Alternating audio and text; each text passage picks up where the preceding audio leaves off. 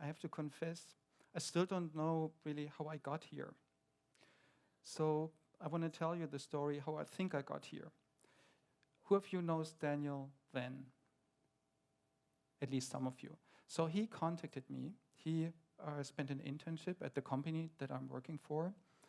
And obviously, that was a good thing for his career. And he must have remembered a presentation in a seminar that I gave. So thank you so much, David, that you remembered. You're one of the few people who remembers what I'm saying. And even if my kids don't remember what I'm saying, I think I owe a favor to Daniel Wen. So I accepted the kind invitation. So I thought, I sent him an email, what do you want me to talk about? And he said, anything.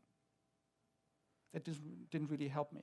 So what I did is, I picked up the telephone. The topic of today is the dialogue. So Daniel and I, we had a great dialogue, and we were talking about topics. He was passionate about cancer, cool technologies, innovation, orphan diseases, myself. And our conversation sparked an idea in me, what I want to tell you today about. So who of you is going to graduate in the next 12 to 24 months?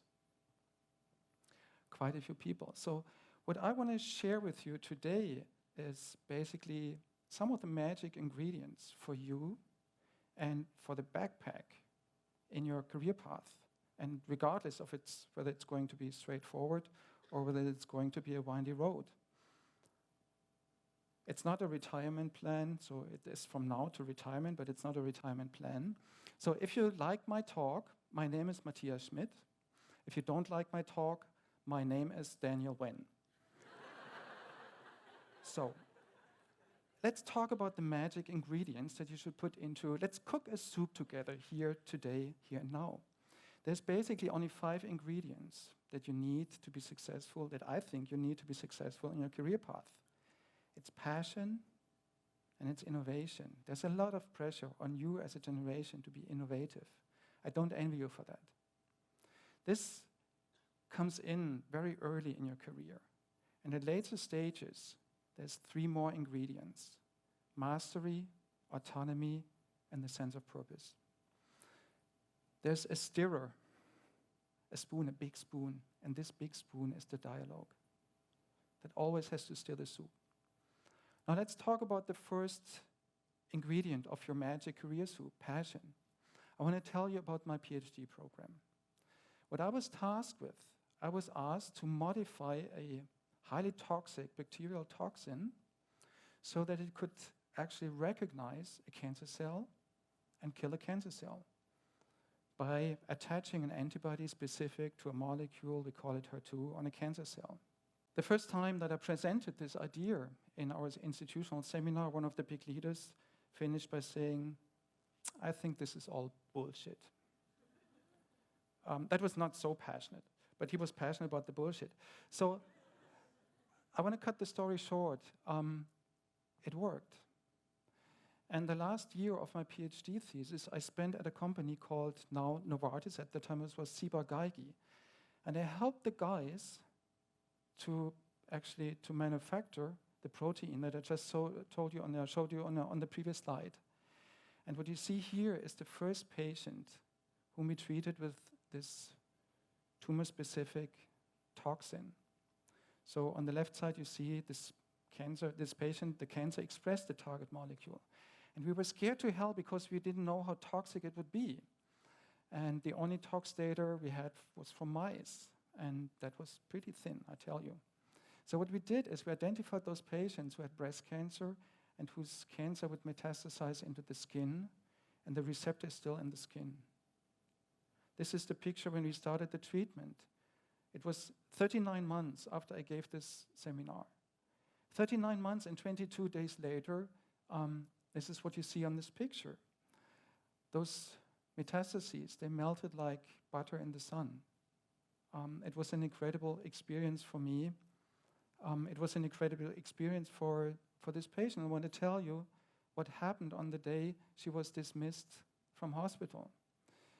She and I, we met in the elevator, and she saw me and she said, Dr. Schmidt, I have to show you something. And she tried to open up her shirt. And I said, please don't get me in trouble here. Don't, I totally believe you. But she told me that the fact that she's not confronted with her disease anymore every day, every morning, she looks into the mirror, was so transformative to her.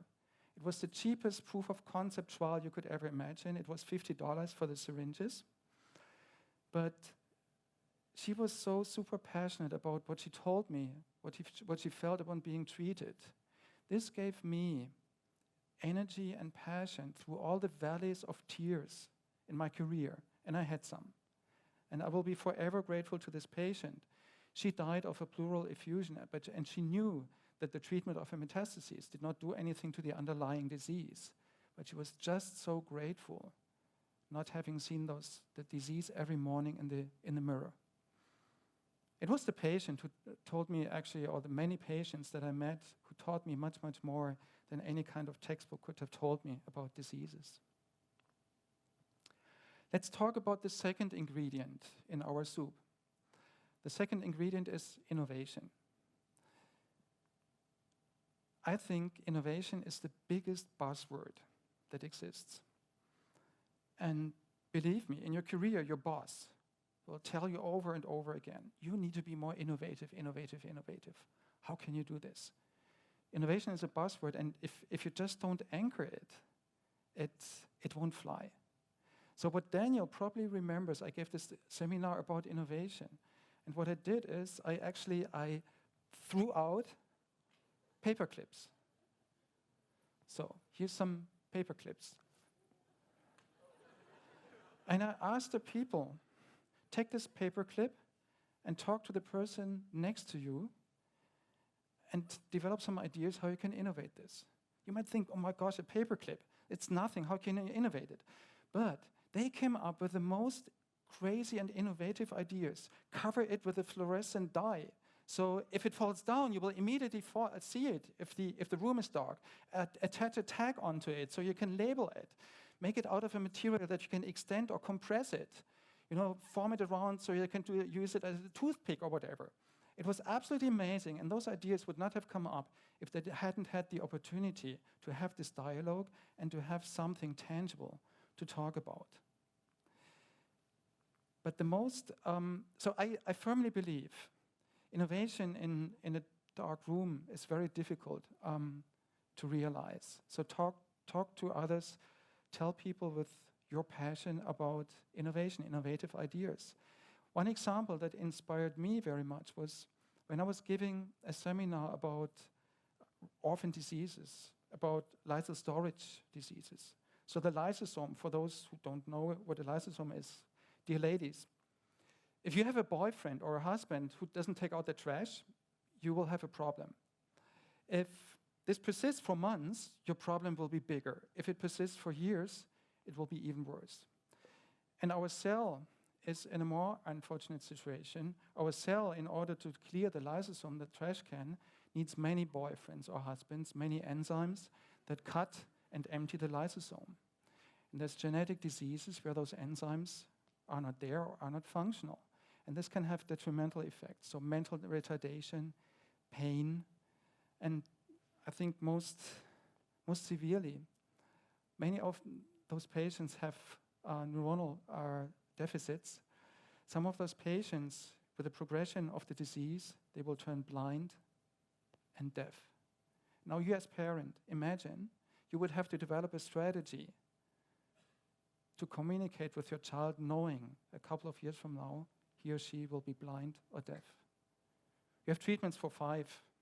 So if you are passionate about biotechnology, there's 45 more to cure. There's 5,000 more rare diseases to cure. There's still a lot out there. But I told them a little bit about that you can replace the therapy, you can replace the enzyme that is missing, but it needs a little bit of a zip code in order to get into the lysosome. And this is a very highly inefficient process. And I unintentionally throw out another paperclip bait. And I asked them, if you want to become a billionaire, just optimize and make this process more efficient. And literally 2 days later, this person, Josh Park, he sent me an email. Matthias, I think I found something. And I read it, and I sent it to 5, 6 more people to tell me why this cannot work, that it can't work. And we couldn't find a reason why it should not work. So what we finally did, I can't tell you for confidentiality reasons where this program is right now, but we gave him an innovation voucher. The company at this stage was not involved in rare diseases, so it's very difficult to dedicate time and resources. So he got a voucher and 10 to 20% of his time to work on it. And it works. What I'm trying to tell you is, if you are at one point in your career in a leadership position, you also have to allow innovation. Even if you don't find the immediate landing pad, don't demotivate them by throwing out the bait, but not catching the fish and making use of the fish, even though it sometimes hurts. Let me talk about the mixture of the last 3 ingredients, and don't think that you will have them immediately. Mastery does not come overnight, and if you finish with a master's, it does not mean that you will have mastery. Autonomy, I will explain you in a few seconds, and a sense of purpose. So, believe me or not, but there's evidence, there's examples. If people have mastery, they are great at what they can do. If they have autonomy, if their boss gives them a little bit of liberty, and if they have a sense of purpose, they know what this is good for, they will work for free for you, even the best experts on this planet. Do you remember this little toxin? I told you, I was serving as an intern at this company called Novartis. They produced it for free for us. They didn't ask a dime.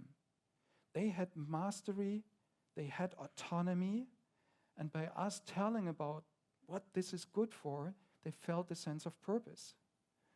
And along my career path, I came to find out, to me, leadership means finding a way how you can instill this into people that work for you.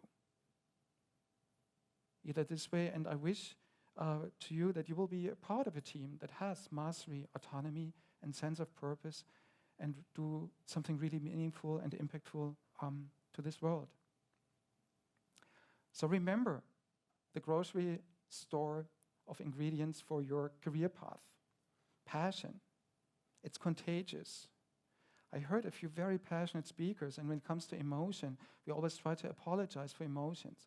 But I think in my work life, there has been so many emotions to it. The emotional attachment to patients and this relationship to patients, they gave us the energy, they still give us the energy to do what we are doing every day. Innovation.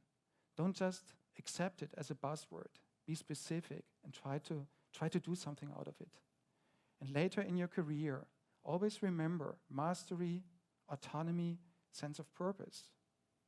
People might work for free for you.